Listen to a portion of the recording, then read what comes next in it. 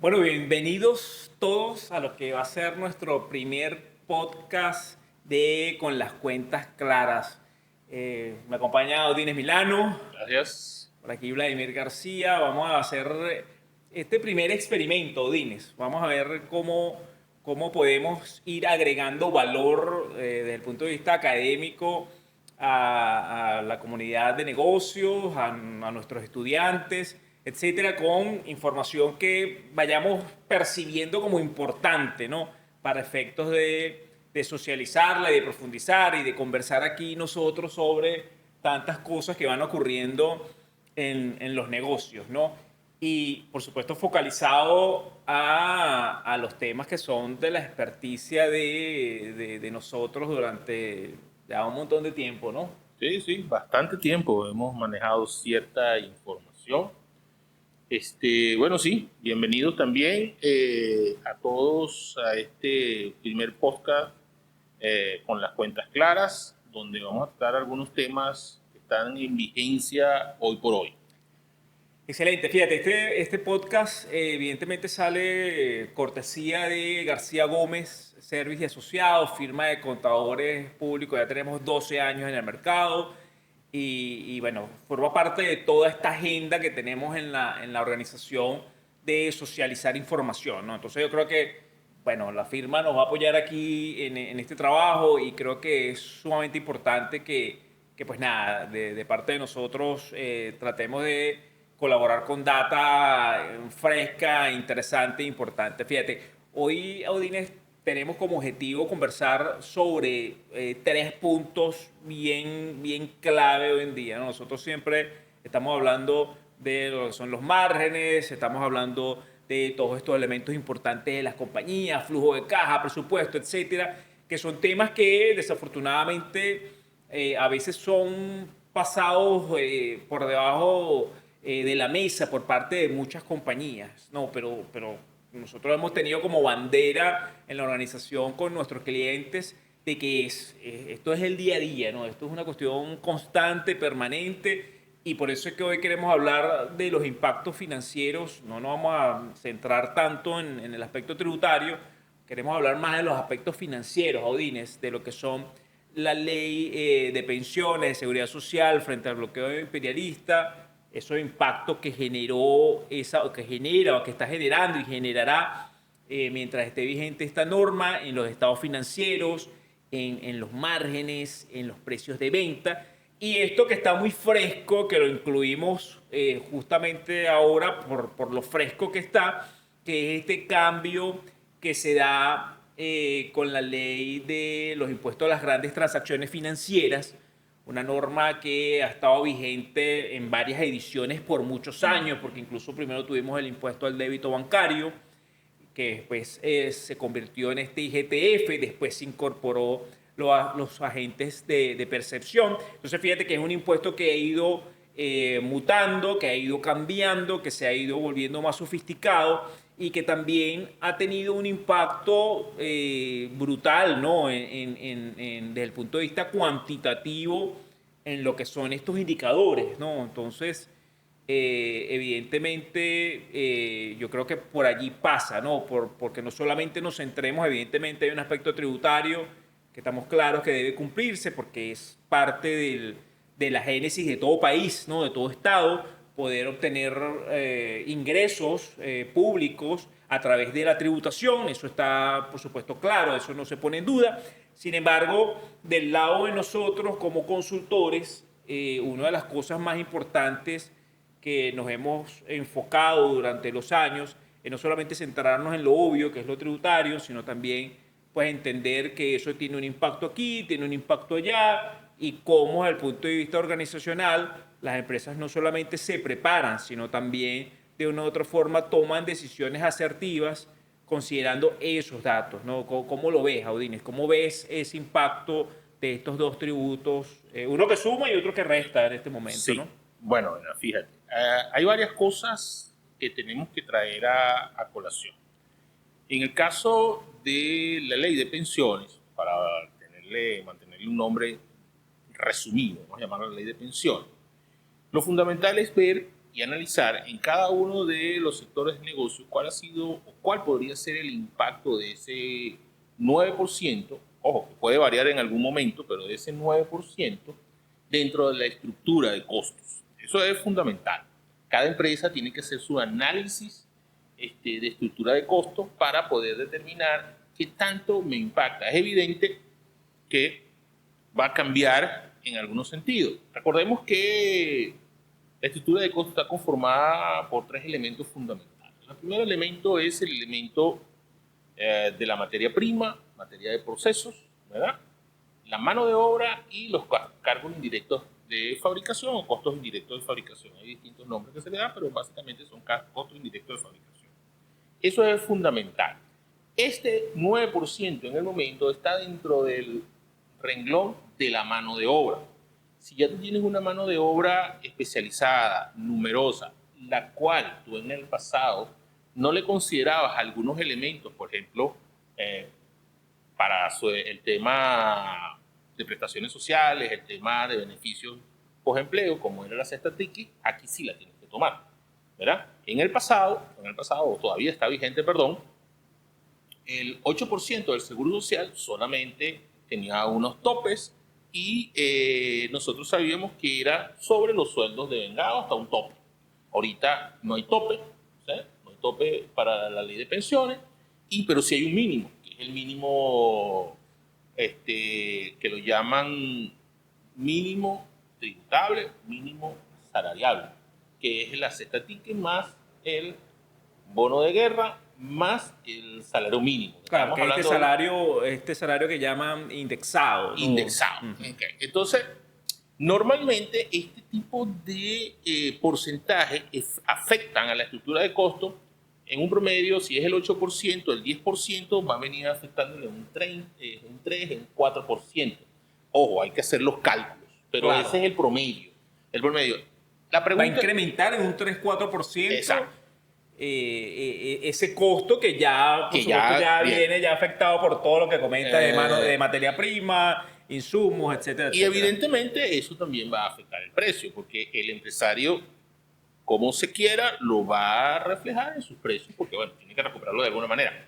Ahora bien, y si hacemos referencia a la propia ley, la ley te permite, te dice que es un gasto que va a ser deducible del impuesto sobre la renta. Evidentemente, si esto es así, entonces yo lo puedo colocar en el precio. Claro, teóricamente pudiese ser así, sin embargo, por un tema de oferta y demanda, a lo mejor no puedes aumentar el precio, por lo que te termina afectando los márgenes, ¿no? Porque no lo puedes transferir, no porque no quieras, sino porque el mercado a lo mejor ese producto o ese servicio no va a estar dispuesto a pagarlo con un incremento, ¿no? Puede pasar también ese tipo de cosas. Exactamente, ese es el otro punto. No es solamente determinar nuestra estructura de costo, ¿verdad? Y nuestro precio, también es saber en cuanto cada uno de estos elementos afecta a mi margen, tanto bruto como neto. ¿Okay? Entonces, lo que tú acabas de decir es totalmente cierto. Muchas veces nosotros hacemos una estructura de costo muy clara, muy, vamos a llamarla perfecta, entre comillas, pero el mercado me dice otra cosa. Claro. El mercado me dice si tu precio es de 60 unidades monetarias para la venta, pero en el mercado hay de 50 a 55. ¿Qué haces tú? Lo pones a 55 y ganas menos, no vamos a decir que vas a perder, vas a ganar menos, ¿ok? O simplemente dejas de vender y pierdes dinero. Entonces, esa es la disyuntiva que se presenta en gran medida en el tema de la ley de pensiones. Claro, esto sí evidentemente lo tienes medido, ¿no? Pudieses darte cuenta de que estás sacrificando margen o que porque pudiese inadvertidamente alguien terminando perder, pudiese estar en una situación de pérdida inadvertida, ¿no? Si no llevas ese dato cuantitativo de esa estructura de costos detallada, ¿no? Es el mayor reto, ¿no? Exacto. Lamentablemente en Venezuela las empresas, las pymes, o sea, las empresas, los nuevos emprendimientos, las pymes, muchas empresas medianas, ¿verdad? No le prestan atención profunda a todo el tema de estructura de costos y al tema de cuál es mi margen y si estoy dentro de lo esperado para el sector. Claro. Porque fíjate algo, ¿no? Tocando puntualmente el tema de las pymes, que es algo que uno se da cuenta cuando habla con emprendedores. ¿Qué es lo que normalmente ocurre? Que ellos dentro de sus estructuras de costos, Audi, no sé si lo has percibido en algunos eventos y en algunas asesorías, que normalmente en sus estructuras de costos no incluyen la mano de obra.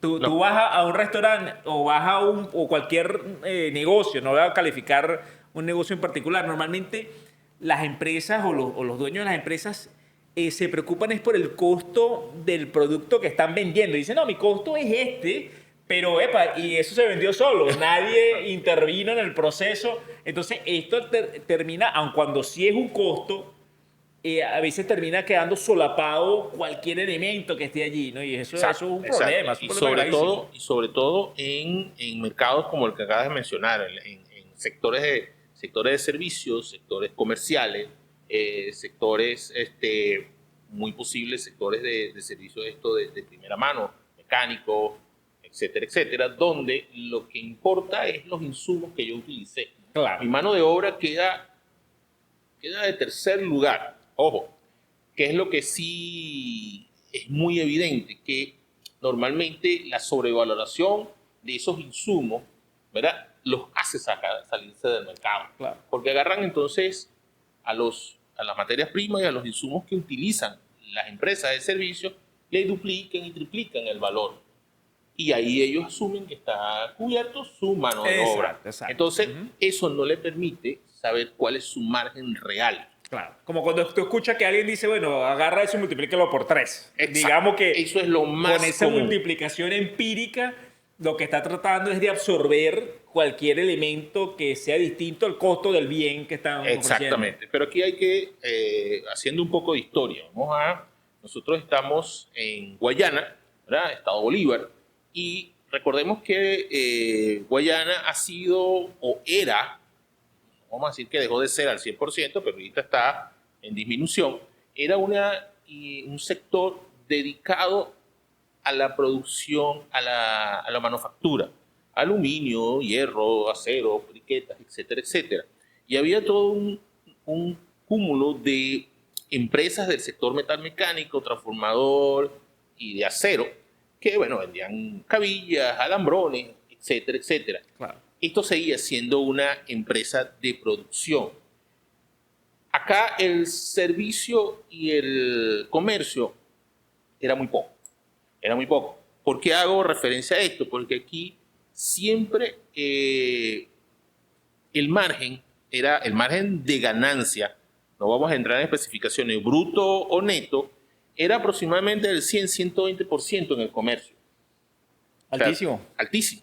Y a ellos no les importaba más nada. Claro. Era imposible perder ahí. Era imposible perder. Entonces, acuérdense que eso que dicen que en Puerto Ordaz todo el mundo tenía dinero, trae eso como historia. Pero ahora cambió. Sí. Cambió porque ahorita nosotros estamos concentrados en una economía comercial y de servicio. Sí. ¿Ok? Seguimos con la economía de producción, pero bueno, con mucho menos de lo que era antes. Entonces, el comerciante que está surgiendo ahorita pasa sobre la disyuntiva o se enfrenta a la disyuntiva de abrir y cerrar muy rápido. ¿Por qué cierra muy rápido? Bueno, porque simplemente no vigilan su estructura de costos, sí, no vigilan sus márgenes y no vigilan ninguno de los elementos financieros que deben de vigilar para poder tener cuentas claras. Sí, pareciese que, bueno, se hace la inversión, no se mide realmente todo esto que siempre discutimos de presupuesto, flujo de cada proyectado, vamos a determinar el TIR, el BAN, etcétera, y poder determinar ese punto de equilibrio, determinar cuándo va a retornar la inversión. No se hace esa tarea inicial. No se hace. Entonces, claro, si no se hace la tarea inicial, después cuando sales al mercado te das cuenta que tampoco hiciste una evaluación de mercado, tampoco lograste afinar ese número y evidentemente después lo que viene es esto, ¿no? Bueno, vamos a tener que cerrar porque los números no dan, ¿no? A lo mejor es que los números sí dan, pero dan unos números con unas características. Exacto. Que al tú desconocerlas, pues entonces te sientes frustrado de que el negocio no da, pero allá va. hiciste la tarea previa, es la gran pregunta, ¿no? Sí, claro, claro. Pero mucho más allá de eso y dentro de la misma temática, siempre tenemos que tener en cuenta algunas cosas. Son estos impuestos, tú lo decías al principio, Sí. es un impuesto de lo cual el Estado vive, ¿ok? Porque ese es el elemento fundamental del Estado. Son incentivos para la economía, eso es lo que yo te preguntaría a ti. Claro, es que evidentemente siempre se ha discutido de que aquí en Venezuela la carga tributaria es alta.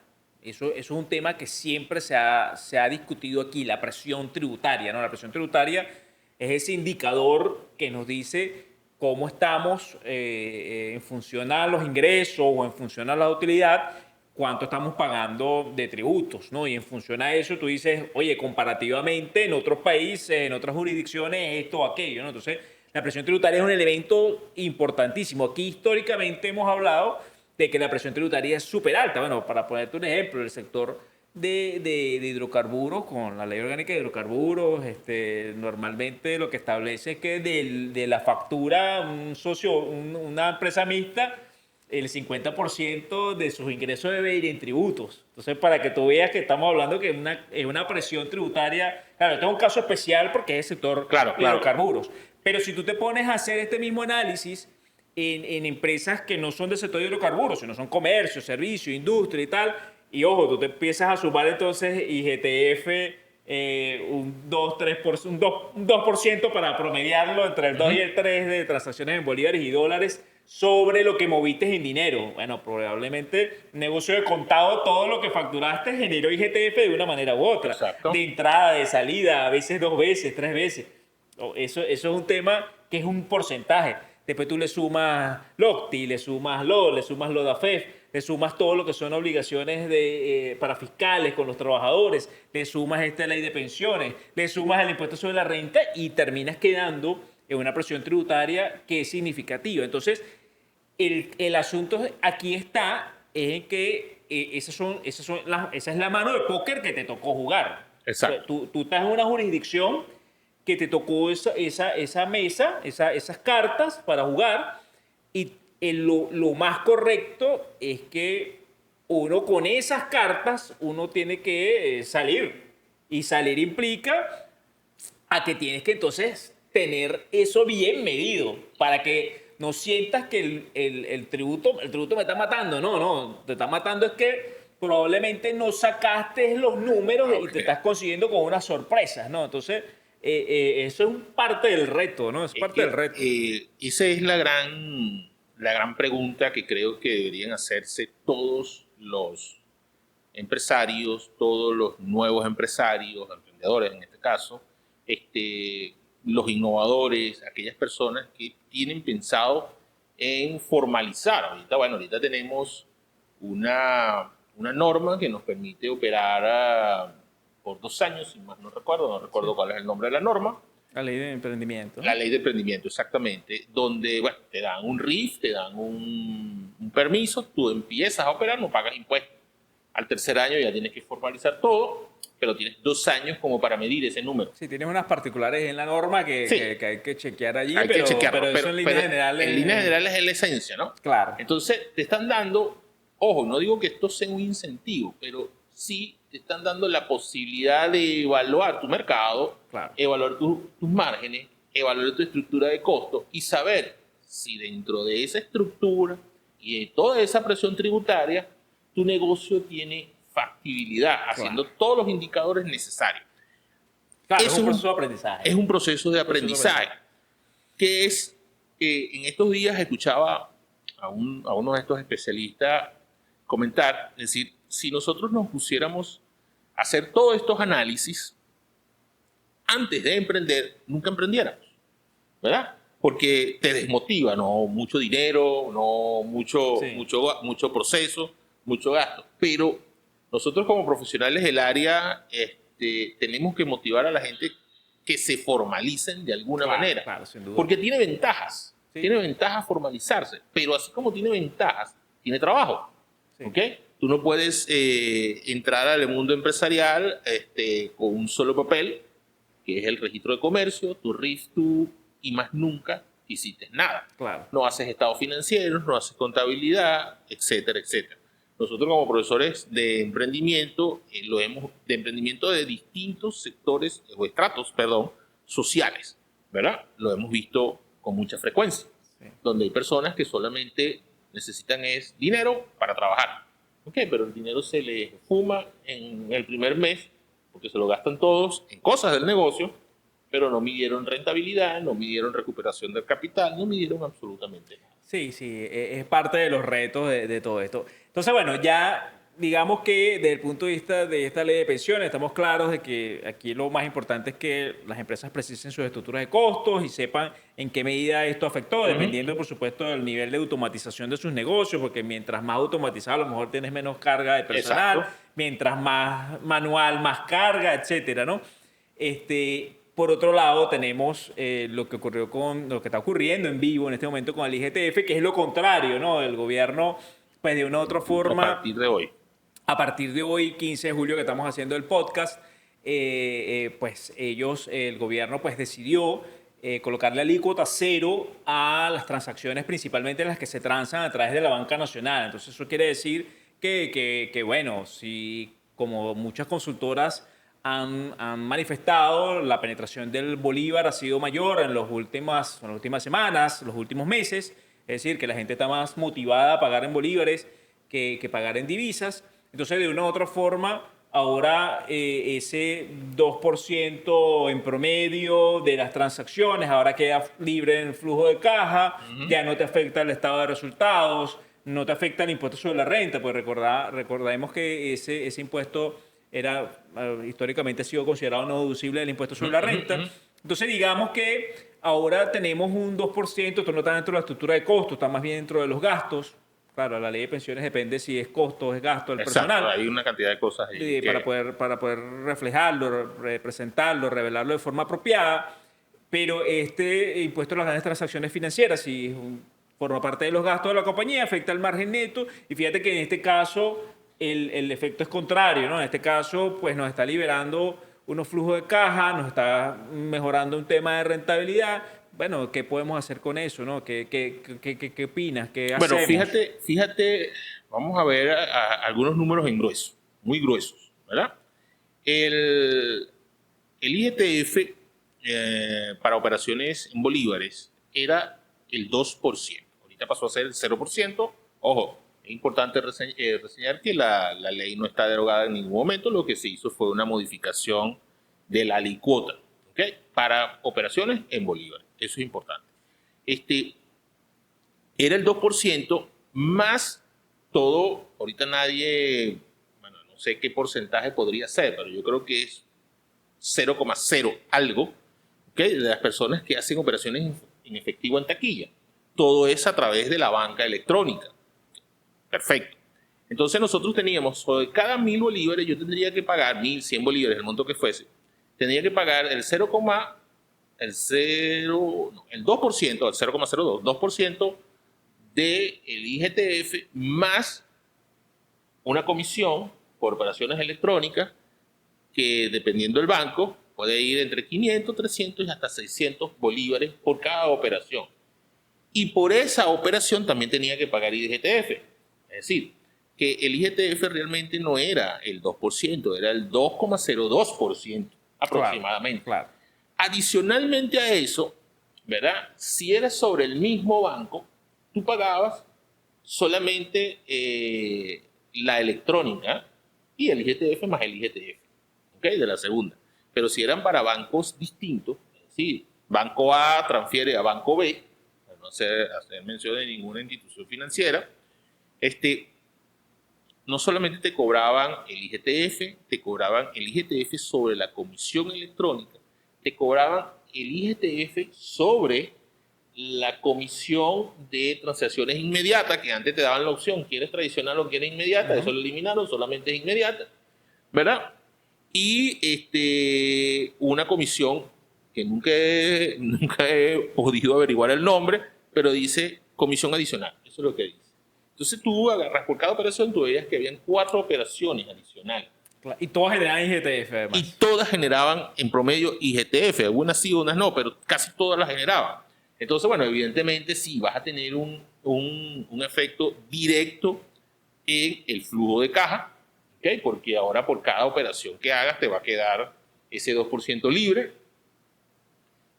Vas a tener un efecto directo en tu estado de resultados y de tu rentabilidad, porque evidentemente ahora vas a tener un poco, bueno, 2%. Mucha gente diría Claro. que ese 2% no es suficiente, no, pero 2% No, es dinero. es dinero Claro. dependiendo de las operaciones que tú manejes. Claro, y más si estamos hablando de que la penetración es del 70% en 70%, bolívares, 60 y tantos por ciento en exactamente. bolívares, y que además el GTF podía darse en varios momentos sobre un mismo monto, ¿no? Que tú Exacto, bueno, la hicieras una secuencia transacción allí. era grave. Entonces, claro, sí termina siendo algo significativo. Pero fíjate que ahí entramos en un punto importante administrativo, ¿no? Que nos hemos dado cuenta históricamente, no ahorita precisamente, pero históricamente nos damos cuenta como algunas empresas que uno atiende, con los que conversa, tú le hablas de conciliación bancaria y no la hacen, ¿no?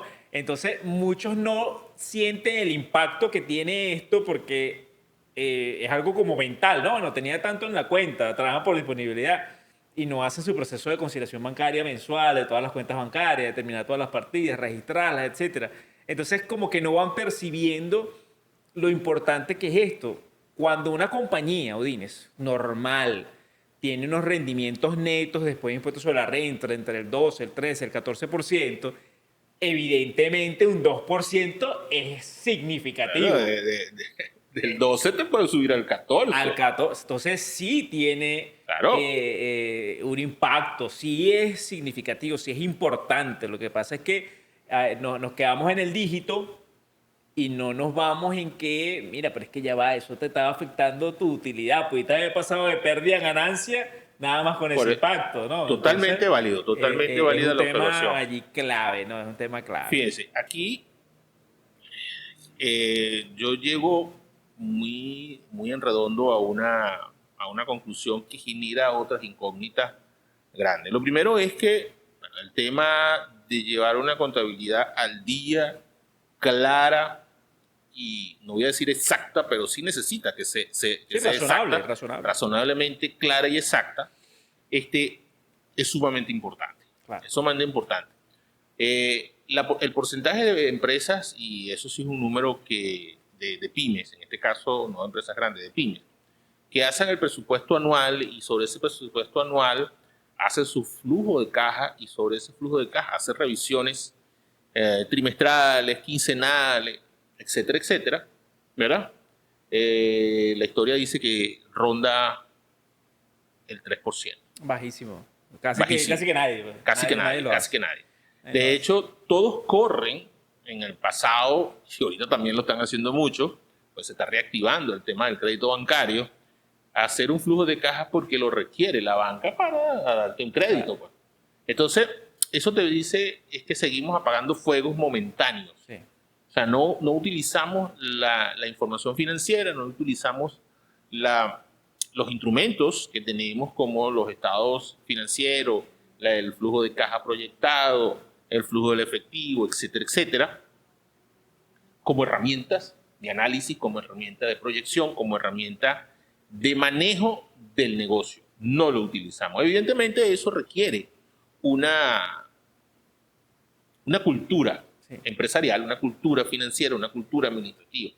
Ese es el objetivo en gran medida de este podcast, tratar de colaborar con esa cultura para empresarios que no tienen tiempo de ir a estudiar o no tienen tiempo de sentarse con sus administradores o están más dedicados a las operaciones que a la administración, porque ciertamente la administración quita tiempo, Sí. quita tiempo, Sí.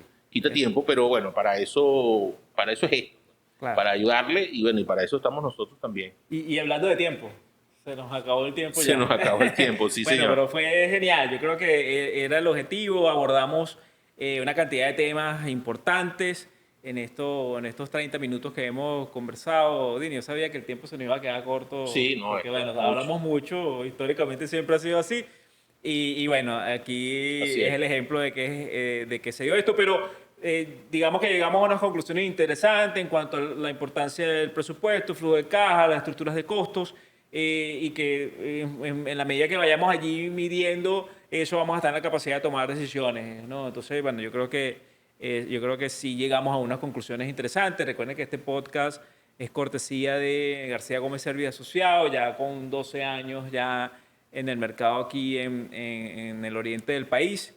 Y pues nada, Odines, lo que queremos es seguir dando nuestro granito de arena, no solamente en la universidad, donde somos profesores en la Católica hace muchos años, sino también, tú sabes, ¿no? A dar estos aportes un poco más con información un poco más libre, ¿no? Un poco más distendido para expresar nuestras ideas y que, bueno, después nos digan que estamos locos. Bueno, perfecto.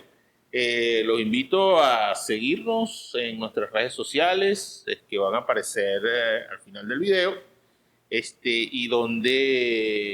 estamos aquí en Puerto Ordaz, siempre a la orden. Ah, atendemos a toda Venezuela en García Gómez Service, ¿verdad? Y podemos ayudarlo en este tipo de cosas. Gracias a Listo, todos. gracias, gracias.